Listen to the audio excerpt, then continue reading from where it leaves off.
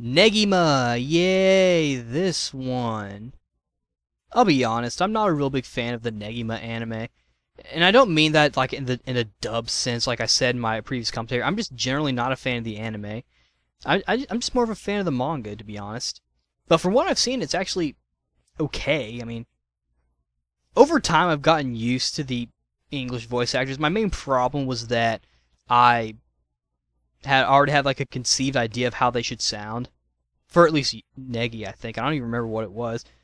And his voice fits, you know. I think it's a little too quiet, though. I feel like, you know, it fits, but, you know, just in general, I feel like it's just too quiet sounding. But, yeah. I heard about this series from a magazine that I got, like the Beckett anime one. It showed a preview. I was like, oh, sweet, Schoolgirls. And, you know, this was before manga, so I decided to look up the anime. And, you know, I looked up the anime. Then I decided, you know, watch the first anime. This was like a long time ago. And then I'm going fast forward a little bit. Back when I was actually doing the commentary. So I decided, you know, watching, you know, it was nice. And, you know, I thought that, you know, the voices were alright for the most part. You know, I didn't really like how, you know, some of the characters talked in British accents. I understand that a lot of that Negi's from Wales, and that, you know, there should be like, you know, British, you know, voice acting. But I always thought that anime was sort of above that, above the whole regional distinction. Isn't that sort of the whole point about anime characters in general? How they look, you know, like they don't really belong to any region. And, you know, that's why so many anime characters, like, you can't really tell whether or not they're Japanese or not. Most of them in Negima probably aren't even Japanese. Like, I know Azuna's not, or Azuna, or however the fuck you say it. I still refuse to say Azuna.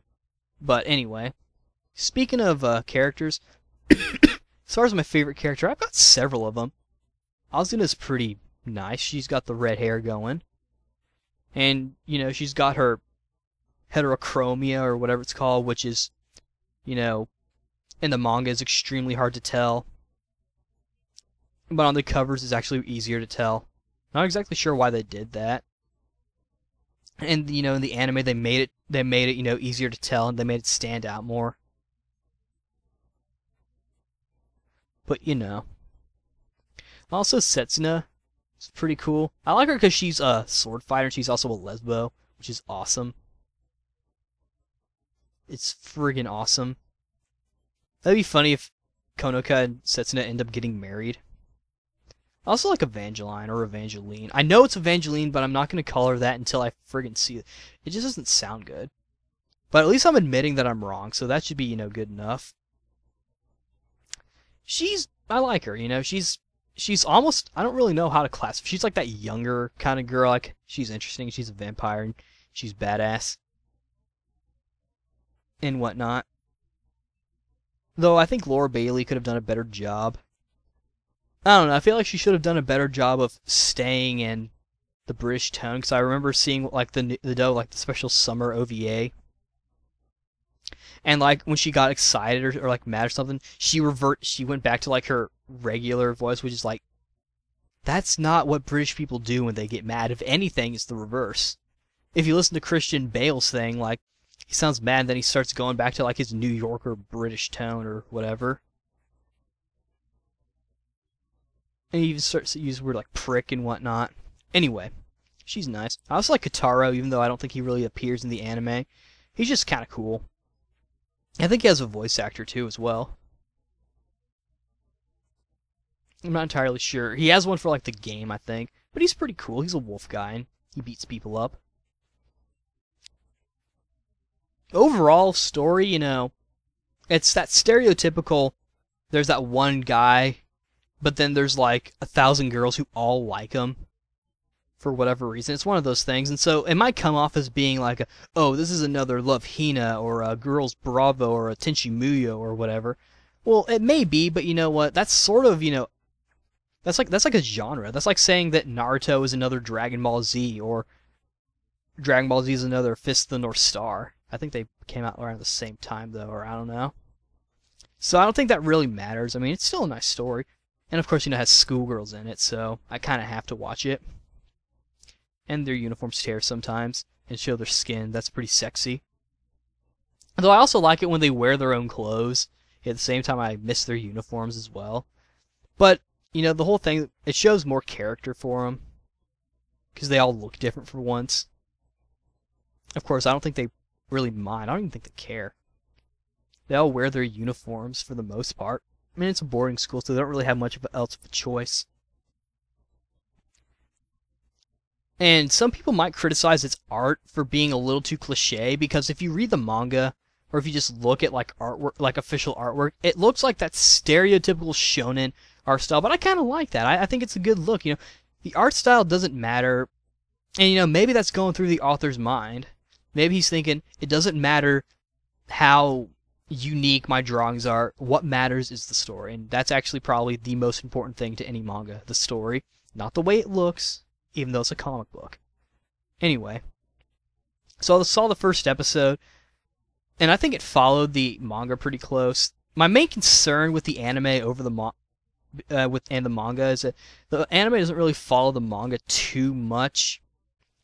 I'm about to get real picky here, but some of the hair colors in the first anime were different. Like, I felt like, and this is probably surprising that I would be sort of against this, because when I was reading the manga before I saw the girl's hair colors, I thought that some of them would have certain hair colors. I thought that the girl with the big glasses, I thought she would have green hair. I thought she was going to look like Philia, to be honest, but then it turns out she has pink hair. And I don't even know what I thought about other characters, and it.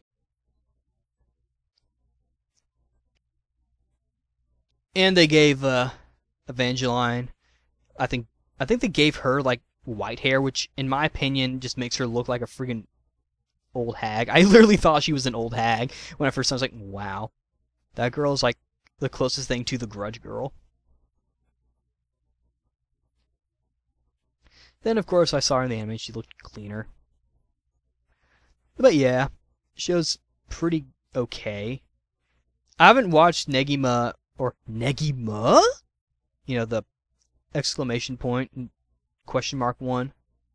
I've seen a clip of it. That was actually, I think I watched the first episode of that one. The art style was different, and I don't know. And they took away Azuna's heterochromia, or the two eye color disease, or whatever you call it. They took that away, gave her two of the same eye colors. They also changed the color of the ribbon that goes around their necks. It was a light blue instead of being red. Speaking of their uniforms, I actually kind of liked it how the characters sort of alternated between all the characters were different in how they wore their uniforms. Some of them wore the ties, some of them wore the little ribbon things. I think for the pictures they all wore the ties. I don't know why or anything, but and then I noticed how Evangeline wore a little tiny ribbon thing. The kind of thing that you wear when you don't want to button up the top button, but you want to have something there just so that you don't stand out. But and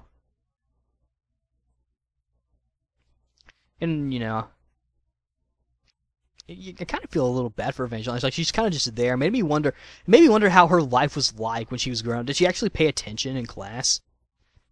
She probably got in trouble. Of course, she's what, 100-something years old, so she probably has a lot of knowledge. Plus, she's a vampire, so she can just suck the teacher's blood. And maybe it's like college, where if the teacher gets sick or dies or whatever, or everyone gets a 100. Or everyone gets an A. That's what I heard. I think it's the student thing, though. I don't know why that would matter. Because, if a student dies, that's not gonna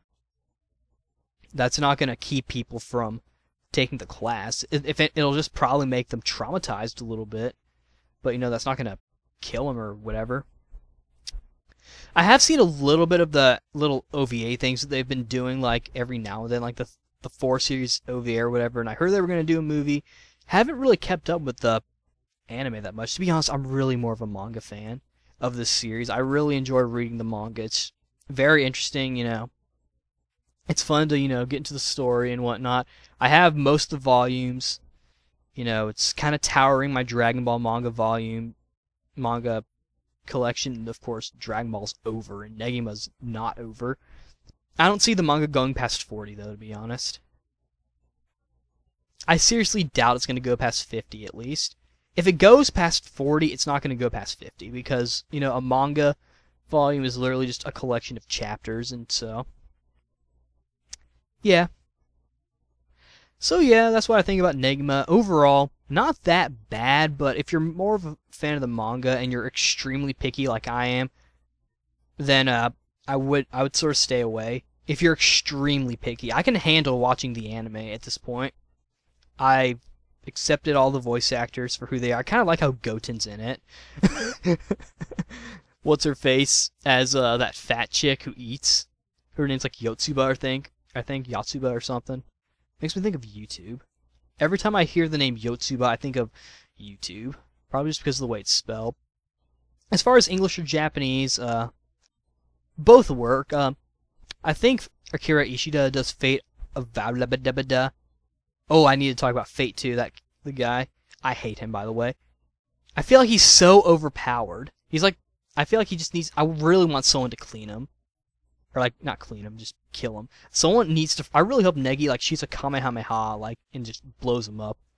In the latest volume of the English release, the trainer guy, I think his name Ryzen or something, with the arms who got cut off, he's like, you know what my friend said?